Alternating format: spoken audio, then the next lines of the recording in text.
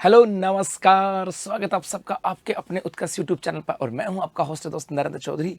Recently Rajasthan के अंदर एक प्रक्रिया को लेकर के बहुत सारे विवाद हुए थे और इसी विवाद को ध्यान में रखते हुए अब कर्मचारी चयन बोर्ड के द्वारा कुछ बदलाव किए गए थे। वो बदलाव क्या थे, उन्हीं की बात करने वाले हैं। रिसेंटली हमने देखा होगा कि हमारे यहाँ पर कुछ एग्जाम लगी थी। उस एग्जाम के अंदर एक प्रक्रिया थी जिसका नाम था नॉर्मलाइजेशन। बेसिकली नॉर्मलाइजेशन इसलिए लगाया जाता था कि जब एग्जाम जो है एक से अधिक पारियों में हो, तो एक से अधिक पारियों में होने पर ऐसा लगता था कि सर एक पारी में पेपर हार्ड आया था, एक पारी में पेपर इजी आया था। तो वहाँ पर क्या करते थे, एक नॉर्मलाइजेशन की प्रक्रिया बनाते थे। उस नॉर्मलाइजेशन की प्रक्रिया के फलस्वरूप वहाँ पर बच्चों के किसी के नंबर बढ़ जाते थे और किसी के नंबर घट जाते थे। तो अपने यहाँ पर एग्जाम लगी थी और उसको लेकर के बहुत सारा विवाद हुआ था। और इसी विवाद के बाद में राजस्थान के अंदर अब भर्ती परीक्षाओं के अंदर कुछ नियमों के अंदर बदलाव किए गए। वो बदलाव क्या था, उसी की बात करें तो कर्मचारी चयन बोर्ड के द्वारा एक प्रेस नोट जारी किया गया। उसमें कहा कि बोर्ड की विगत समय में आयोजित परीक्षाओं में अभ्यर्थियों की संख्या अधिक होने के कारण एक ही परीक्षा में एक से अधिक चरणों में आयोजित की जा रही है। पता था क्या कहा कि हमारे यहाँ पे जो एग्जाम करवाई जा रही है उनमें उनमें बच्चे बहुत सारे हैं, तो एग्जाम जो है वो एक से अधिक चरणों के अंदर करवाई जा रही है।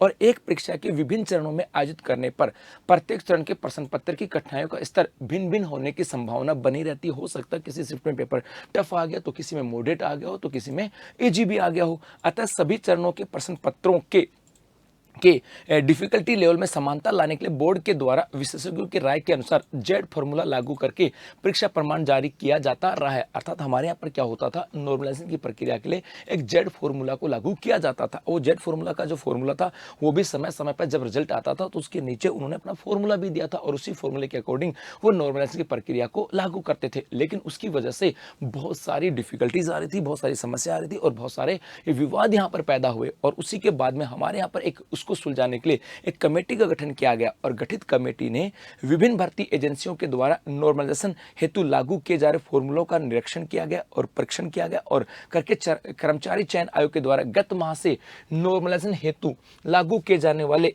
इक्यू परसेंटाइल फॉर्मूले को आरएसएसबी द्वारा एक से अधिक चरणों में आयोजित की जाने वाली भर्ती परीक्षा में लागू करने की अभिशंसा की है। अर्थात क्या हुआ, जब यह विवाद स्थिति हुई तो कर्मचारी चयन बोर्ड ने डिसाइड किया कि यदि जेड फॉर्मूले के ऊपर विवाद है तो पूरे भारत के अंदर और जो स्टेट है वहां पर भी तो नॉर्मलाइजेशन की प्रक्रिया होगी कि वहां पर भी तो एक से अधिक एग्जामों में एक से अधिक शिफ्ट में पेपर होता होगा। तो वहां पर जब बहुत सारे नॉर्मलाइजेशन की प्रक्रिया थे उनका परीक्षण किया गया तो फाइनल ये देखा गया कि क्यों ना हम इक्यू परसेंटाइल फॉर्मूले को लागू करें। जैसे आपके नीट वगैरह के एग्जाम वगैरह आती है, एसएससी के एग्जाम वगैरह आती है, वहां पर इक्वी परसेंटेज का फॉर्मूला होता है, उसको लागू किया जाए। तो वहां पर यहाँ इन्होंने भी अभिशंसा कर दी कि भाई हमारे ये भी लागू किया जाए।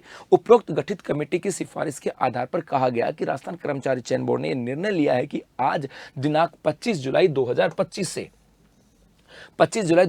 से बोर्ड के द्वारा आगामी नॉर्मलाइजेशन प्रक्रिया यानी बोर्ड द्वारा एक से अधिक चरणों में आयोजित करवाई जाने वाली भर्ती परीक्षाओं में नॉर्मलाइजेशन के हेतु इक्यू परसेंटाइल फॉर्मूले को लागू किया जाएगा। इक्यू परसेंटाइल फॉर्मूले को लागू किया जाएगा जो कि समय समय पर बोर्ड के द्वारा अधिसूचित किया जाएगा। और पहली सीधी भर्ती 2024 जिसका आयोजन एक से अधिक चरणों में करवाया जा चुका है, इस कारण उसमें भी नॉर्मलाइजेशन हेतु इक्यू परसेंटाइल फॉर्मूला लागू किया जाएगा। तो जेल पर की जो एग्जाम लगी थी वहां पर भी इक्यू परसेंटाइल का नॉर्मलाइजेशन का फॉर्मूला लागू होगा। इसके अलावा आगे जितने भी एग्जाम होंगे उसके अंदर भी ये इक्यू परसेंटाइल का जो नॉर्मलाइजेशन का फॉर्मूला इसी को लागू किया जाएगा। इसके अंदर बेसिकली होता क्या है कि जैसे जिसके पेपर के अंदर अलग अलग शिफ्ट के अंदर जो बच्चा टॉपर आता है उसी को 100% मानते हैं। जैसे सपोज करो एक शिफ्ट, दो shift, second shift, third shift, 3 shift के अंदर पेपर हुआ। पहली शिफ्ट के अंदर जो बच्चा टॉपर था उस टॉपर के मान के चलो 100 नंबर का पेपर था, यहाँ पर 80 नंबर आए तो इस 80 को ही 100% मान करके और इसको कैलकुलेशन किया जाएगा। यदि यहाँ पर 70 नंबर आए